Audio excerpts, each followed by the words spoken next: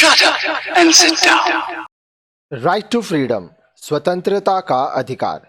You will agree that the freedom is the most cherished desire of every living being.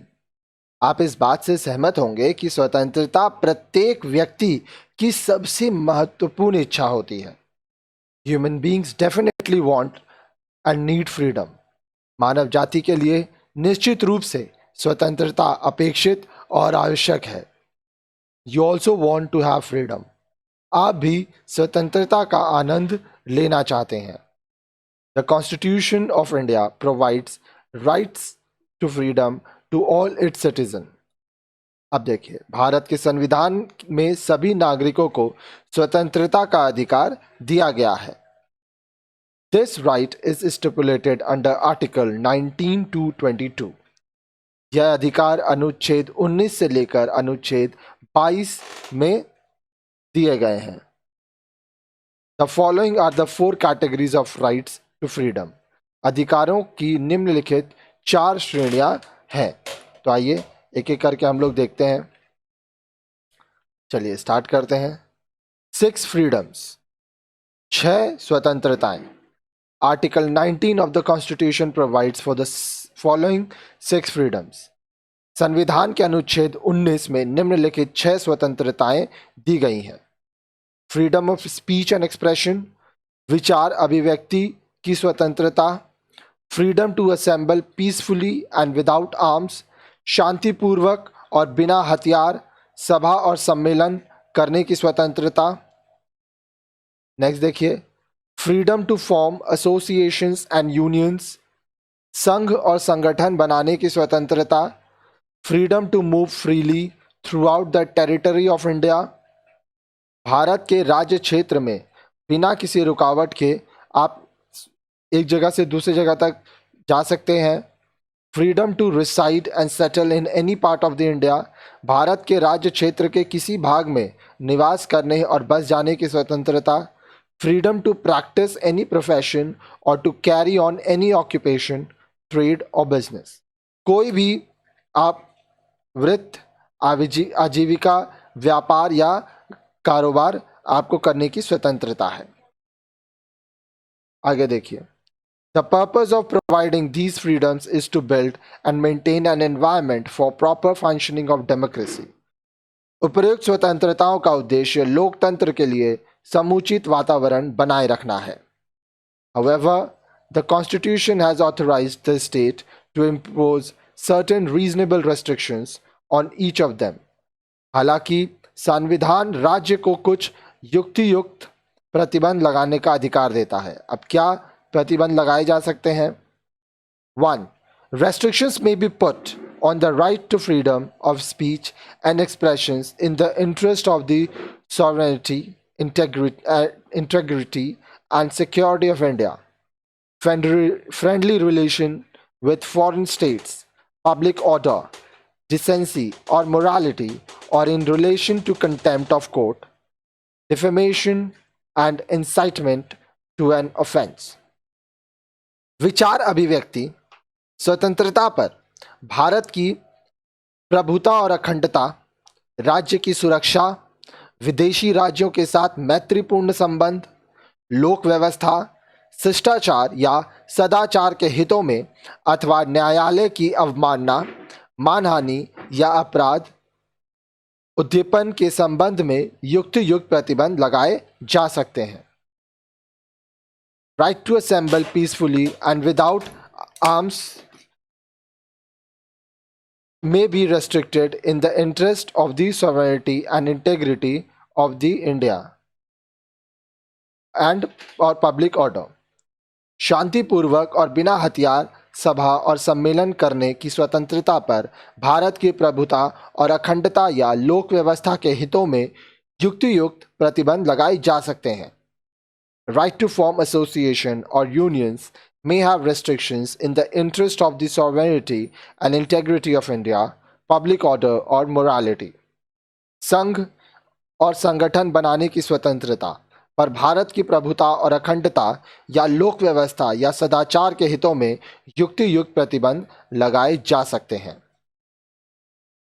right to move freely throughout the territory of India or to reside and settle in any part of India may also be restricted in the interest of the general public or for the protection of the interest of any scheduled tribe. Bharat के राज्य क्षेत्र में सर्वत्र आबाद भ्रमण की स्वतंत्रता तथा बस जाने की स्वतंत्रता पर साधारण जनता के हितों में या किसी अनुसूचित जाति के हितों के संरक्षण के लिए युक्तियुक्त प्रतिबंध लगाए जा सकते हैं. Restriction to practice any profession or to carry on any occupation, trade, or business may have restrictions in the interest of the general public. The state is also permitted to lay down the professional or technical qualification necessary for practicing any profession or carrying on any occupation, trade, or business. कोई वृत्ति, आजीविका, व्यापार या कारोबार को की स्वतंत्रता पर साधारण जनता के हितों में युक्तियुक्त प्रतिबंध लगाए जा सकते हैं. राज्य द्वारा कोई वृत्ति, आजीविका, व्यापार या कारोबार करने के लिए आवश्यक व्यावसायिक या तकनीकी अर्हताएं लगाई जा सकती हैं. Next, protection in respect of convention for offences. अपराध के लिए दोष सिद्धि के संबंध में संरक्षण. Article 20 of the Constitution provides for the protection in respect of conviction for offences. संविधान के अनुच्छेद 20 में अपराधों से दोष सिद्धि के संबंध में संरक्षण दिया गया है. No one can be convicted for an act that was not an offense at the time of its commission, and no one can be given punishment greater than what was provided in the law prevalent at the time of its commission.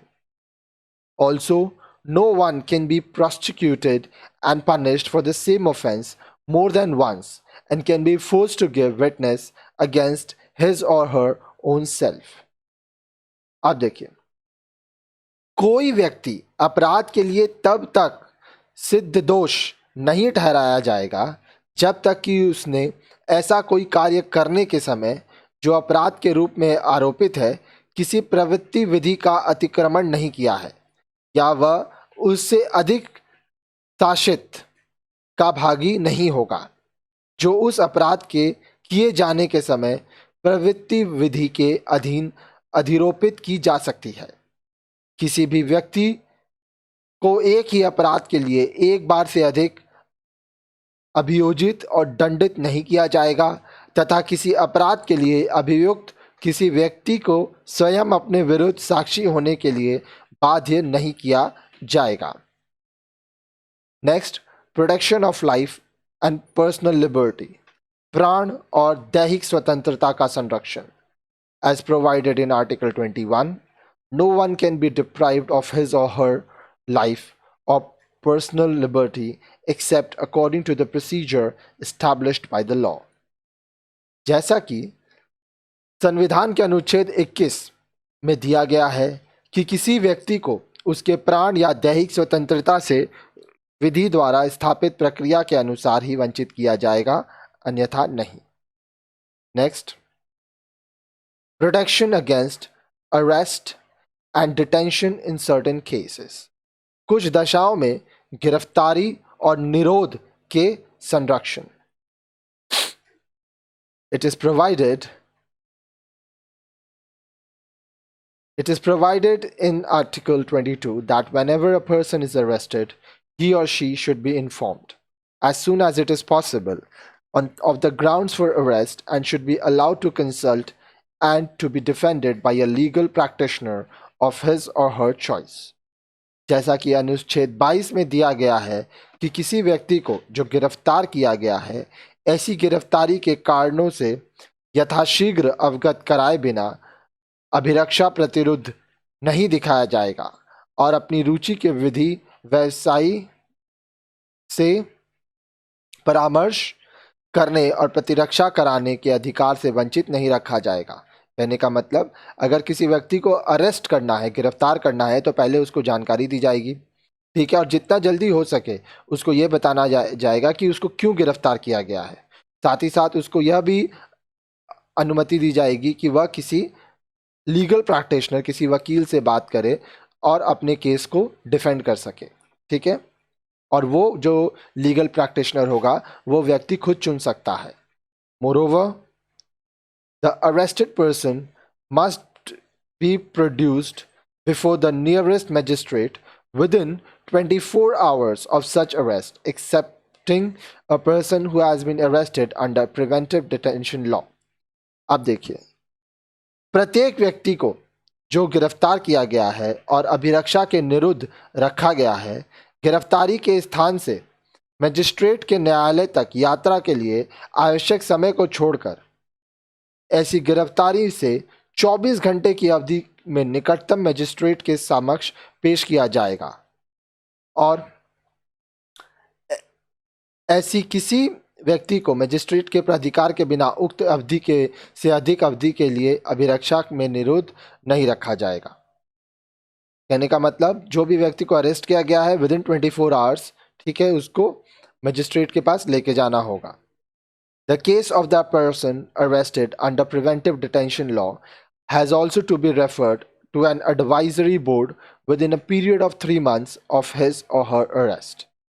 अब देखिए, निवारक निरोध का उपबंध करने वाली किसी विधि के अधीन गिरफ्तार या निरुद्ध व्यक्ति को 3 महीने के अवधि के भीतर सलाहकार बोर्ड के समक्ष पेश किया जाएगा। आगे देखिए, डू यू नो, क्या आप जानते हैं, what will happen if the state misuses its powers in the name of reasonable restriction? क्या होगा यदि राज्य युक्ति युक्त प्रतिबंधों के नाम पर अपनी शक्तियों का दुरुपयोग करने लगे? Who will decide the reasonableness? संविधान में कौन यह निर्णय करेगा कि ये सही है कि गलत? According to the Constitution, only the courts can decide this issue and not the government. संविधान के अनुसार युक्ति युक्त प्रतिबंध के मामले में निपटारा केवल न्यायालय कर सकता है, सरकार नहीं। Only some of the fundamental rights are enjoyed by the foreigners and not all. विदेशियों निवासियों द्वारा केवल कुछ मूल अधिकार का ही प्रयोग किया जा सकता है, सभी का नहीं।